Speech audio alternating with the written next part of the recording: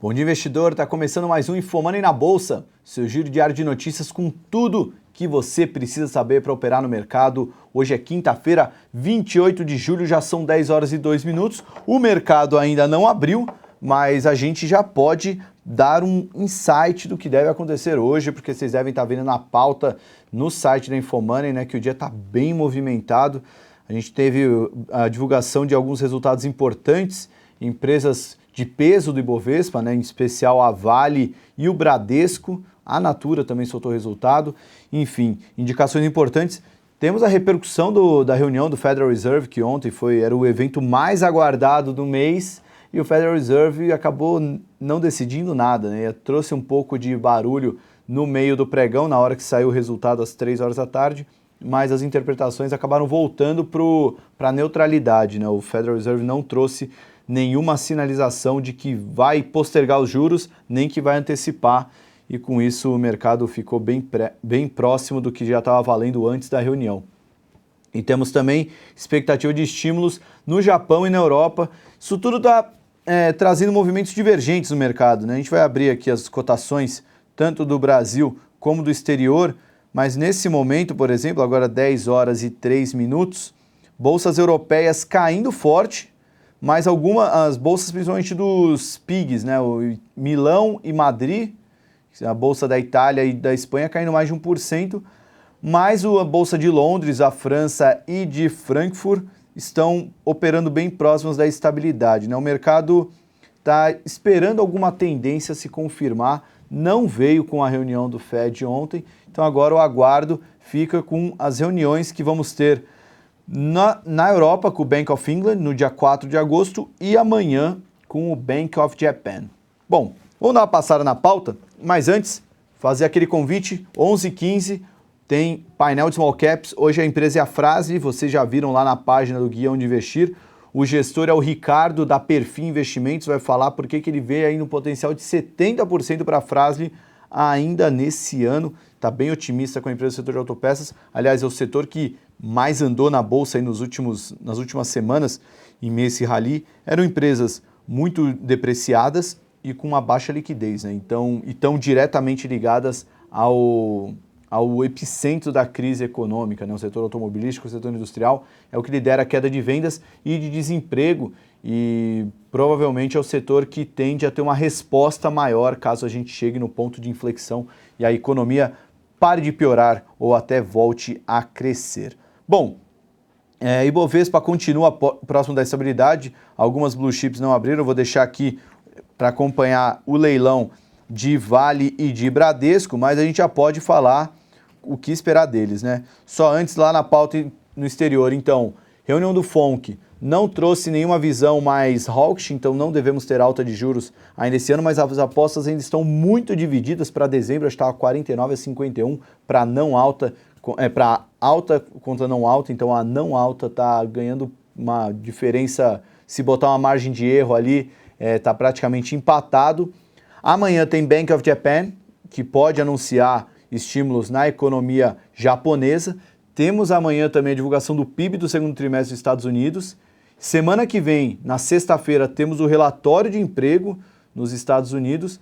E no dia 4 de agosto tem a reunião do Bank of England, onde é esperado, já começa a expectativa de um corte pela primeira vez em mais de 7 anos, um corte de juros feito pelo Banco da Inglaterra, e com isso a Libra está caindo hoje no pregão dessa quinta-feira. E para fechar lá fora, tivemos resultados de Facebook e Anglo American melhor do que esperado, Lloyds Bank, Royal Dutch Shell e Dialog Semiconductor piores do que o esperado. Ainda sobre a Anglo American, vale mencionar que o minério de ferro hoje subiu 3,41%, cotado a $60,70. Esse é o minério de ferro de Qingdao, do porto da China. Isso pode ajudar o desempenho das ações da Vale, que entregaram resultado hoje de manhã. Bom, para fechar a pauta, hoje é o último dia de entrega da defesa da Dilma Rousseff. O CAGED, divulgado ontem, perto do fechamento, trouxe números piores do que esperado. Esperavam 62 mil cortes de postos de trabalho, foram cortados 91 mil. Mostra que o fundo do poço ainda não chegou para a economia brasileira. Hoje o Meirelles se reúne às 11 horas com o ministro da Indústria, Comércio Exterior e Serviços, Marcos Pereira, e depois participa de uma reunião com o Conselho Monetário Nacional às 2h30. E ainda sobre o Meirelles, o ministro da Fazenda quer tirar o poder do planejamento sobre gastos e está tratando diretamente com o presidente interino Michel Temer sobre transferir para sua pasta a Secretaria do Orçamento. Isso, informações do jornal Estado de São Paulo. E para finalizar, a gente publicou hoje uma entrevista sensacional do Marcos Mortalha. Ele fez a entrevista com o Rodrigo Maia, presidente da Câmara, levou um belo chá de cadeira do Rodrigo Maia, mas finalmente conseguiu falar com ele ontem e ficou bem bacana, tem destaque lá no site, a principal frase da entrevista que eu destaquei, né? Vamos acreditar que a arrecadação de outubro com a repatriação será grande e com isso não há nenhuma necessidade de nos pedir nenhum tipo de aumento de impostos. Ou seja, bem legal porque o discurso sobre aumento de impostos vem ganhando cada vez mais força e o Rodrigo Maia, presidente da Câmara, acredita que a repatriação vai trazer uma grande quantia de dinheiro para cá e vai tirar a necessidade de aumento de impostos. A população brasileira agradece se isso acontecer. Bom, Vale abriu, Bradesco também abriu em alta. Vale, Bradesco abriu em queda, como a gente esperava. Vamos falar primeiro das que estão subindo. A Vale teve uma queda de 30% no lucro líquido para 3,585 bilhões. A queda ocorreu principalmente por causa da provisão anunciada ontem à noite de 3,73 bilhões de reais por conta do rompimento da barragem de Samarco, da Samarco lá em Mariana, Minas Gerais. Isso, como vai adiar a retomada de operações da Samarco, a Vale já deixou uma provisão de 3,7 bilhões de reais. Então, para quem queria calcular o impacto de Mariana na Vale, está chegando aí, já veio 3,7 bi, que já veio agora, né? Além disso, a receita líquida cresceu 8% na comparação com o segundo trimestre de 2015, para 23,2 bilhões, e o EBITDA ajustado cresceu 22%, um belo crescimento para 8,3 bilhões. A análise do BTG Pactual foi dentro do esperado, mas o foco vai ficar com minério e com Samarco. O minério está subindo 3%, acaba ajudando a Vale. E o Credit Suisse falou que o resultado foi dentro do esperado por eles, mas espera uma reação positiva do mercado. Nesse momento, o Vale 5 sobe 1,66% e a Vale 3, 1,11%. Vamos dar uma olhada como está o desempenho da Vale na semana.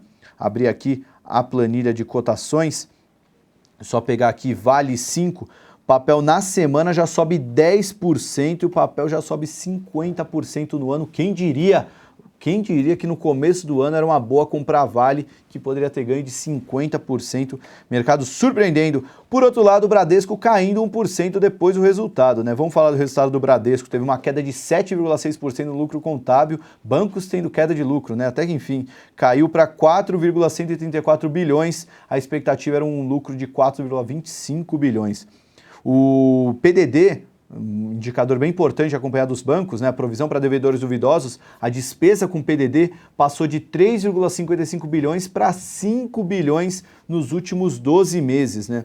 Já a margem financeira subiu 10,5% para 14,96 bilhões de reais. As receitas com prestação de serviço, por sua vez, cresceram 8,3% para 6,6 bilhões.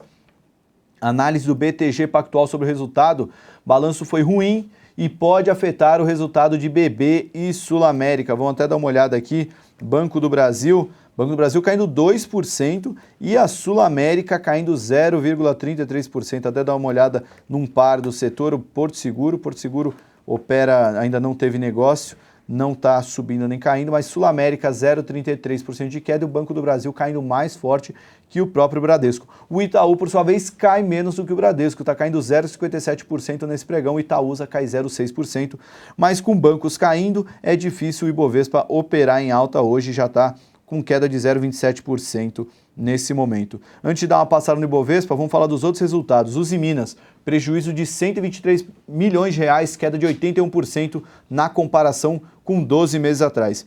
Receita líquida estável, ficou em 2 bilhões de reais e a participação do minério de mercado interno aumentou para 89% da receita líquida contra 85% no resultado anterior. Já o EBITDA ajustado caiu forte, foi uma queda de 227 milhões para 68 milhões, uma queda de mais de 60% em relação ao segundo trimestre de 2015. A ação da Uzi Minas, vamos dar uma olhada aqui, papel da empresa, nesse momento sobe 2,42%.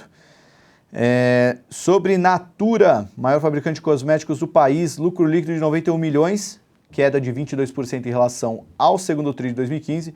O EBITDA caiu 3,5% para 345 milhões, principalmente por causa do aumento da carga tributária, cresceu 31% na mesma base comparativa. E além do impacto desfavorável no câmbio do CPV, o custo de produto vendido. Além disso, a Natura anunciou que o Conselho aprovou o não pagamento de dividendos intermediários de juros sobre capital próprio para o primeiro semestre de 2016. Análise do BTG Pactual, mantemos visão cautelosa para a companhia. Risco de execução continua elevado e as vendas líquidas caíram 2% no Brasil. Vamos dar uma olhada na Natura, parecia que estava em alta ação. Vamos ver se a cotação de hoje... Exatamente, cotação de hoje, a Natura é a maior alta do Ibovespa nesse momento, 3,2%, apesar da análise cautelosa do BTG. O papel sobe 3,2%, lidera os ganhos. Logo atrás vem a Uzi Minas, duas empresas divulgaram o resultado. A Vale aparece aí na quinta posição entre as maiores altas do Ibovespa nesse momento. Maior queda, Pão de Açúcar, Banco do Brasil, Semig e Bradesco. Pão de Açúcar caindo 3%, como o Pão de Açúcar consegue trimestre a trimestre decepcionar os investidores com seus resultados. Vamos falar dos resultados do Pão de Açúcar, também tem aqui na pauta, prejuízo de 583 milhões de reais. Só para ter uma comparação, segundo o TRI de 2015, o prejuízo foi de 13. Um prejuízo assustador para a empresa. E o resultado atribuído aos acionistas foi de 276 milhões de reais negativo, ante lucro de 66 milhões em 2015. O EBITDA, que é a geração de caixa operacional prevista, caiu 59% para 279 milhões, resultado muito ruim na análise do BTG Pactual, empresa que tem uma queda de EBITDA pela metade, diminuiu pela metade em 12 meses, uma empresa do tamanho do Pão de Açúcar, mostra que o buraco para ela continua mais embaixo. Lembrando que o Pão de Açúcar teve nesse mês de julho uma bela recuperação, a ação chegou a valer R$30 na mínima do ano, e agora estava cotada na faixa de R$53, uma alta aí bem forte, né? Quase chegando aos 100% de valorização.